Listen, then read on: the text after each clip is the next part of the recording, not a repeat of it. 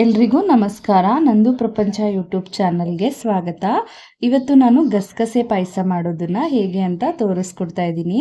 ಈ ಪಾಯಸ ಅಂತೂ ದೇಹಕ್ಕೂ ತಂಪು, ಆರೋಗ್ಯಕರವಾಗಿರುತ್ತೆ. ನಿದ್ರಾಹೀನತೆ ಇರೋರಿಗೆ ತುಂಬಾನೇ ಚೆನ್ನಾಗಿ ನಿದ್ದೆ ಬರುತ್ತೆ ಕೂಡ. ಇದನ್ನ ಹೇಗೆ ಮಾಡೋದು ಅಂತ ನೋಡ್ಕೊಳ್ಳೋಣ. ರೆಸಿಪಿ ನೋಡೋಕ್ಕಿಂತ ಮುಂಚೆ ಯಾರೆಲ್ಲ ನನ್ನ ಚಾನಲ್ನ ಇನ್ನು ಸಬ್ಸ್ಕ್ರೈಬ್ ಮಾಡ್ಕೊಂಡಿಲ್ಲ, ಪ್ಲೀಸ್ ಈ ಕೂಡಲೇ ಸಬ್ಸ್ಕ್ರೈಬ್ ಮಾಡ್ಕೊಡಿ, ಲೈಕ್ ಮಾಡಿ, ಶೇರ್ ಮಾಡಿ, ಹಾಗೆ ಬೆಲ್ ಐಕಾನ್ ಮೇಲೆ ಕ್ಲಿಕ್ ಮಾಡಿ. ಇವಾಗ ಇಂಗ್ರೀಡಿಯೆಂಟ್ಸ್ ಏನೇನು ಬೇಕು ಅಂತ ನೋಡೋಣ. ಗಸಗಸೆ ಪಾಯಸ ಮಾಡ್ಕೊಳ್ಳೋದಕ್ಕೆ ನಾನಿಲ್ಲಿ ಒಂದು 200 ಗ್ರಾಮ್ ಅಷ್ಟು ಬೆಲ್ಲ ತಗೊಂಡಿದ್ದೀನಿ, ಹಾಗೆ 1 ಟೇಬಲ್ ಸ್ಪೂನ್ ಅಷ್ಟು ತುಪ್ಪ, ಒಂದು ಚಿಕ್ಕ ಕಾಫಿ ಗ್ಲಾಸ್ ಅಷ್ಟು ಹಾಲು ತಗೊಂಡಿದ್ದೀನಿ, ಹಾಗೆ 8 ರಿಂದ 10 ಬಾದಾಮಿ, ಒಂದು 3 ಏಲಕ್ಕಿ ತಗೊಂಡಿದ್ದೀನಿ, ಒಂದು 2 ಸ್ಪೂನ್ ಅಷ್ಟು ಗೋಡಂಬಿ, 2 ಸ್ಪೂನ್ ಅಷ್ಟು ಒಣ ದ್ರಾಕ್ಷಿ, ಹಾಗೆ 1 ಸ್ಪೂನ್ ಅಷ್ಟು ಅಕ್ಕಿ ತಗೊಂಡಿದ್ದೀನಿ, ಒಂದು ಸ್ವಲ್ಪ ಕಾಯಿ ಚೂರು ತಗೊಂಡಿದ್ದೀನಿ, ಒಂದು 2 ಸ್ಪೂನ್ ಅಷ್ಟು ನಾನಿಲ್ಲಿ ಕೊಬ್ಬರಿ ತುರಿ ತಗೊಂಡಿದ್ದೀನಿ, ಒಂದು 3 ಸ್ಪೂನ್ ಅಷ್ಟು ಗಸಗಸೆ ತಗೊಂಡಿದ್ದೀನಿ. ಇವಾಗ ಹೇಗೆ ಮಾಡೋದು ಅಂತ ನೋಡ್ಕೊಳ್ಳೋಣ. ಇವಾಗ ಮೊದಲನೇದಾಗಿ ಬೆಲ್ಲ ಕರಗಿಸ್ಕೊಳ್ಳೋಣ. ಒಂದು ಪಾತ್ರೆಗೆ ನಾನು ಬೆಲ್ಲ ಹಾಕ್ಕೊಳ್ತಾ ಇದ್ದೀನಿ. ಇಲ್ಲಿ ಒಂದು ಅರ್ಧ ಗ್ಲಾಸ್ ಅಷ್ಟು ನೀರು ಹಾಕ್ಕೊಳ್ತಾ ಇದ್ದೀನಿ, ಒಂದು ಸ್ವಲ್ಪ ಬೆಲ್ಲ ಮುಳುಗೋ ಅಷ್ಟು. ಇವಾಗ ಇದನ್ನ ಕರಗಿಸ್ಕೊಳ್ಳೋಣ. ಬೆಲ್ಲ ಕರಗೋ ಅಷ್ಟರಲ್ಲಿ ನಾನಿಲ್ಲಿ ಅಕ್ಕಿ ಮತ್ತು ಗಸಗಸೆ ಹುರ್ಕೊಳ್ತಾ ಇದ್ದೀನಿ. ಒಂದು ಪ್ಯಾನ್ ಸ್ವಲ್ಪ ಬಿಸಿ ಆದಮೇಲೆ ಇದಕ್ಕೆ ಅಕ್ಕಿ ಹಾಕ್ಕೊಳ್ಳೋಣ. ಅಕ್ಕಿನ ಜಾಸ್ತಿ ಹೊತ್ತೇನು ಹುರ್ಕೊಳ್ಳೋದು ಬೇಡ, ನಾನಿದು 1 ರಿಂದ 2 ನಿಮಿಷ ಮೀಡಿಯಂ ಫ್ಲೇಮಲ್ಲೇ ಹುರ್ಕೊಳ್ತಾ ಇದ್ದೀನಿ.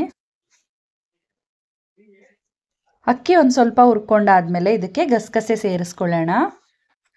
ಗಸಗಸೆ ಹಾಕ್ಕೊಂಡಾದ್ಮೇಲೆ ಲೋ ಫ್ಲೇಮ್ ಮಾಡ್ಕೊಳ್ಳೋಣ. ಗಸಗಸೆ ಎಲ್ಲ ಸ್ವಲ್ಪ ಚಿಟಪಟ ಅನ್ನಬೇಕು, ಅಲ್ಲಿವರೆಗೂ ಲೋ ಫ್ಲೇಮಲ್ಲಿ ಹುರ್ಕೊಳ್ತಾ ಇದ್ದೀನಿ. ಇವಾಗಿಲ್ಲಿ ಗಸಗಸೆನೂ ಎಲ್ಲ ಚೆನ್ನಾಗಿ ಹುರ್ಕೊಂಡಾಗಿದೆ. ಇವಾಗ ಇದನ್ನು ಕಂಪ್ಲೀಟ್ ತಣ್ಣಗಾಗೋವರೆಗೂ ಬಿಡೋಣ. ಇವಾಗ ಇಲ್ಲಿ ಒಂದು ಮಿಕ್ಸಿ ಜಾರ್ಗೆ ನಾನು ಕೊಬ್ಬರಿ ತುರಿ, ಹಾಗೆ ಕಾಯಿ ಚೂರು, ಬಾದಾಮಿ, ಏಲಕ್ಕಿ ಎಲ್ಲ ಒಟ್ಟಿಗೆ ಹಾಕ್ಕೊಳ್ತಾ ಇದ್ದೀನಿ.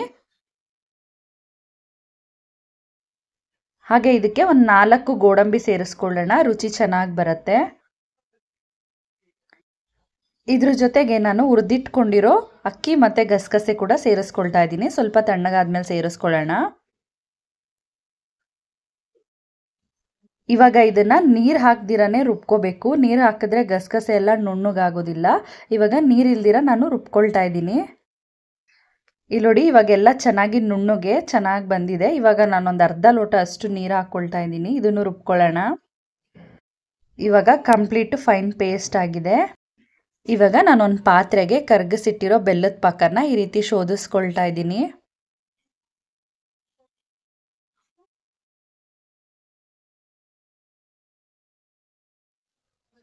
ಬೆಲ್ಲದಲ್ಲಿ ಏನಾದರೂ ಸ್ವಲ್ಪ ಗಲೀಜಿದ್ರೆ ಈ ರೀತಿ ಸೋರಿಸ್ಕೊಳ್ಳೋದ್ರಿಂದ ಅದರಲ್ಲೆಲ್ಲ ಬಂದ್ಬಿಡುತ್ತೆ. ಇವಾಗ ಇದಕ್ಕೆ ನಾವು ರುಬ್ಬಿಟ್ಕೊಂಡಿರೋ ಪೇಸ್ಟ್ ಸೇರಿಸ್ಕೊಳ್ಳೋಣ. ನಾವು ಅವಾಗವಾಗ ಗಸಗಸೆ ಪಾಯಸ ಮಾಡ್ಕೊಂಡು ಕುಡಿಯೋದ್ರಿಂದ ಕೊಲೆಸ್ಟ್ರಾಲ್ ಮಟ್ಟ ಕೂಡ ಕಡಿಮೆ ಆಗುತ್ತೆ.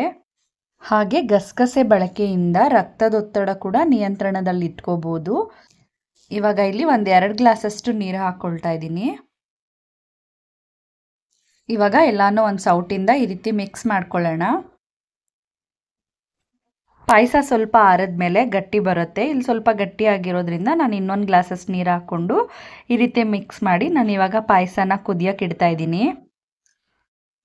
ಇವಾಗ ಈ ರೀತಿ ಪಾಯಸ ಚೆನ್ನಾಗಿ ಕುದಿಬೇಕು. ಇವಾಗ ಲೋ ಫ್ಲೇಮ್ ಮಾಡಿಕೊಂಡು ತುಪ್ಪದಲ್ಲಿ ದ್ರಾಕ್ಷಿ ಗೋಡಂಬಿ ಹುರಿದಾಕೊಳ್ಳೋಣ.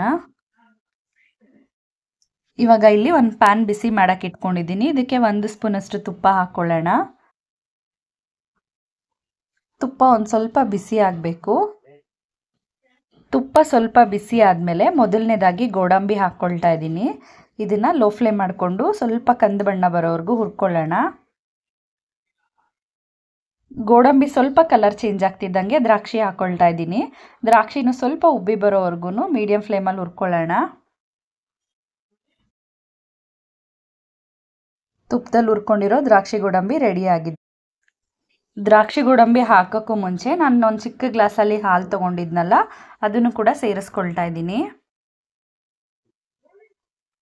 ಇವಾಗ ಇದಕ್ಕೆ ತುಪ್ಪದಲ್ಲಿ ಹುರಿದಿಟ್ಕೊಂಡಿರೋ ದ್ರಾಕ್ಷಿ ಗೋಡಂಬಿ ಸೇರಿಸ್ಕೊಂಡ್ರೆ ಗಸಗಸೆ ಪಾಯಸ ರೆಡಿ ಆಗುತ್ತೆ. 1 ಕುದಿ ಬಂದಿದ ತಕ್ಷಣ ಗ್ಯಾಸ್ ಆಫ್ ಮಾಡ್ಕೊಳ್ಳೋಣ. ನೋಡಿದ್ರಲ್ವಾ ಫ್ರೆಂಡ್ಸ್, ಮನೇಲೇ ಸುಲಭವಾಗಿ ಆರೋಗ್ಯಕರವಾದ ಗಸಗಸೆ ಪಾಯಸ ಹೇಗೆ ಮಾಡೋದು ಅಂತ.